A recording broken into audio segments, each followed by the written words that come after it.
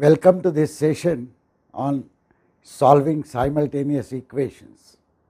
Simultaneous equations arise on many occasions in mathematical and scientific analysis. In order to represent these equations, we will use multidimensional arrays. But first, let us quickly look at what we have studied already. We know that an array handles a set of values of the same type declared with a type and size, and the elements of an array can be accessed by using index expressions which must evaluate to a value between 0 and size minus 1. We now look at multidimensional arrays, also called matrices. A matrix is actually a two-dimensional array. We can in fact declare in C++ arrays with more than one dimension. A two-dimensional array would be declared in this fashion: int a 50, 40.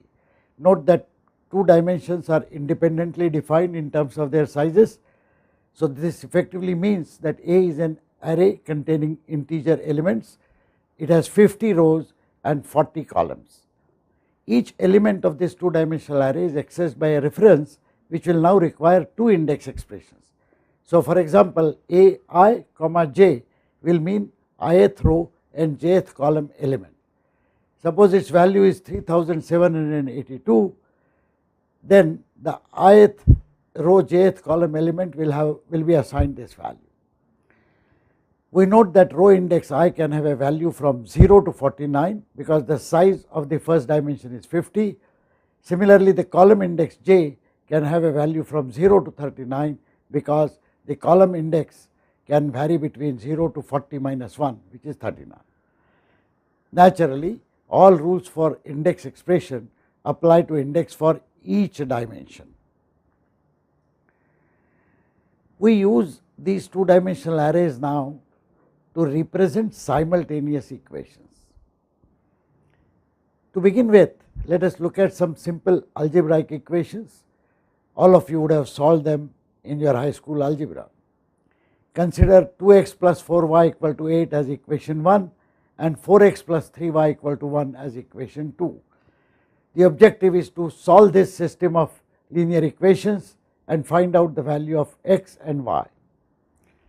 To begin with, we look at how we can represent these two equations by using a matrix. Suppose we choose to put the coefficients of x and y in both these equations in a matrix in this fashion.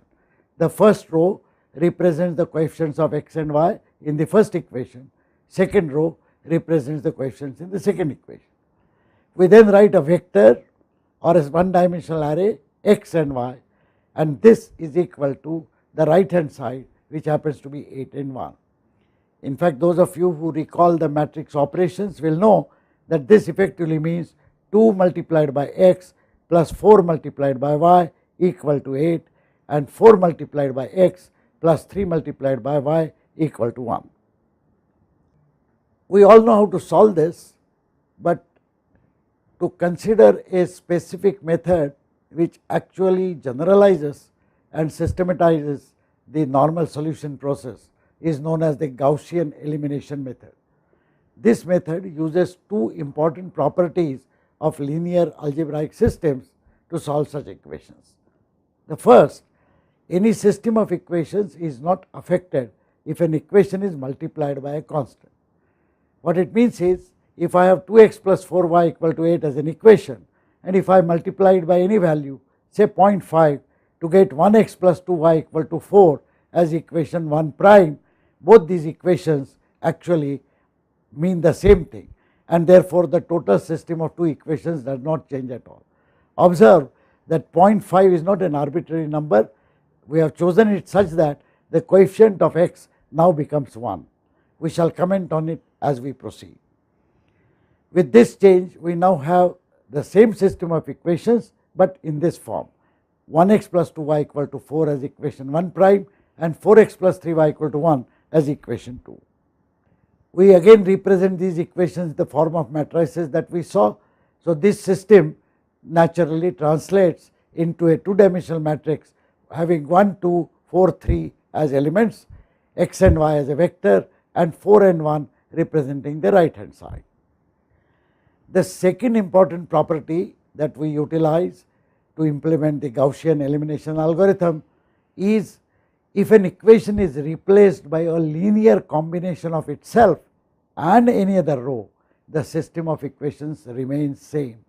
So basically we are trying to transform the system into an equivalent system, but the new system should be more amenable to find the final solution. In terms of practical usage, we can multiply equation 1 prime by 4 to get 4x plus 8y equal to 16. And now if we subtract it from equation 2 to get a new equation 2 dash. Let us look at this operation. Equation 2 was originally 4x plus 3y equal to 1. After multiplying equation 1 prime by 4, we had got 4x plus 8y equal to 16, which we subtract from equation 2 and get a new equation 2 prime, which happens to be 0x minus 5y equal to minus 15. Notice the importance of the choice of 4 as a multiplying factor and the operation of subtraction, so that we get the coefficient of x as 0. If we now write the two new equations that we have, which represent the same system, we have 1x plus 2y equal to 4, 0x minus 5y equal to minus 15, which is represented by this matrix, this vector xy, and 4n minus 15 as right hand side. Observe that this matrix has undergone change, so has the right hand side. Also observe that the matrix has undergone very important change. You have 1 on this diagonal here and you have 0 here. Let us look at further operations. If we multiply equation 2 prime by minus 0.2 or equivalently divide the whole thing by minus 5, we will get 1x plus 2y equal to 4, 0x plus 1y equal to 3. Notice that we are following the same rules, and therefore this system is same as the previous system. But now the matrix is 1 2 0 1 and the right hand side is now 4 3. We call them equation 1 prime and equation 2 prime. Now you will observe the importance of all the operations that we have done. Notice that these two equations can be looked backwards. First we look at the last equation, 0 into x plus 1 into y equal to 3. This directly gives us the value of y as 3. Next we use this value of y equal to 3 and substitute it in this equation, 1 into x plus 2 into 3 equal to 4. This is called the back substitution. This gives us x plus 6 equal to 4, which in turn gives us the solution x equal to minus 2. Notice that having transformed the matrix by such permissible operations into a form where we have 1 on the diagonal, zeros below the diagonal and some numerical value above the diagonal, reduces the system of equations to a form where we get the solution for the last variable directly, and by back substituting we can successfully find the previous variables. So the essence of this method is to reduce the coefficient matrix to what is called as an upper triangular matrix. That means all elements on the diagonal are 1 and there are non-zero elements on the higher side of the diagonal. Then we use the back substitution. This process is of course susceptible to round off errors when your system is very large. There are other variations which tackle such problems.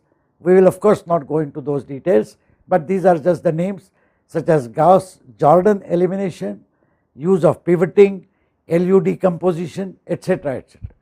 In fact, there is a huge amount of literature with lots of useful algorithms which solve these and similar computational problems involving systems of equations. A very useful reference is the numerical recipes in C++ written by these 4 stalwarts. They had also written similar numerical recipes in C and Fortran earlier. Coming back to generalized simultaneous equations, a system of linear equations in n variables we now can represent by the following matrices. This is one matrix which is an n by n matrix. The coefficients in the C++ style are a00, a01, a02 to a0n minus 1, a10, a11, etc. etc. and the variables are named x0, x1, x2, x3, xn minus 1 which are naturally elements of a one dimensional array containing n unknown variables. This represents the right hand side, which are standard numerical values, again making a one dimensional array. The Gaussian elimination technique will essentially reduce the coefficient matrix to an upper triangular form.